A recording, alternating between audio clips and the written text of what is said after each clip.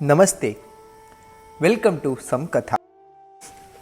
If you have ever experienced sorrow or grief and got into depression for want of desires, then this is the story for you. There was a hill named Trikuta which was famed for its beauty and surrounded by ocean of milk. There was a garden on top of the hill which had different varieties of flowers like Mandara, Parijata, Patala, Ashoka, Champaka and many others. As well as the garden had many kinds of fruits. The garden even had a huge fresh lake on which there were floating lotus with multiple colors like blue, white and red. There were several animals living over the hill, and among them there lived a mammoth elephant named Gajendra. Gajendra was so wild and powerful that other animals, including wild animals like lion, tiger, boar, bulls, would run away from the spot where the elephant stood. Once, during the summer, after a long march, the herd of elephants were tired and extremely thirsty. From a distance, the elephant smelled the fragrance of flowers, which indicated the presence of a lake nearby. Along with his herd, Gajendra walked in the direction of the smell and soon reached the vast lake with its immensely beautiful water accompanied with floating lotuses. Tired and famished due to the heat and long exhausting journey, the elephants and Gajendra entered the water with all the spirit. Once their thirst was quenched, they didn't feel like coming out of the lake and continued to bath leisurely in the lake.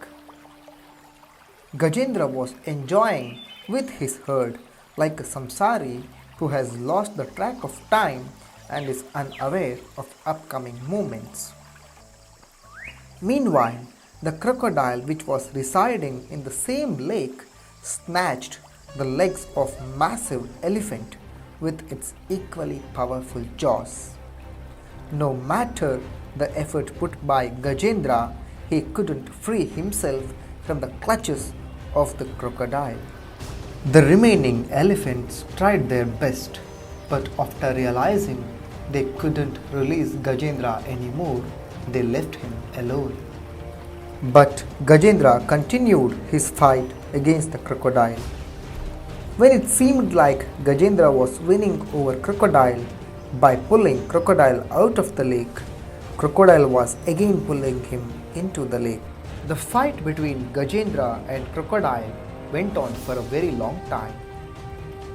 Gajendra, who could not get out of the clutches of crocodile, realized that the struggle was in vain, which was also a dent on Gajendra's ego about his massive strength. Gajendra realized that when I am unable to free myself for a long time, how can the other elephants in the herd be able to rescue me?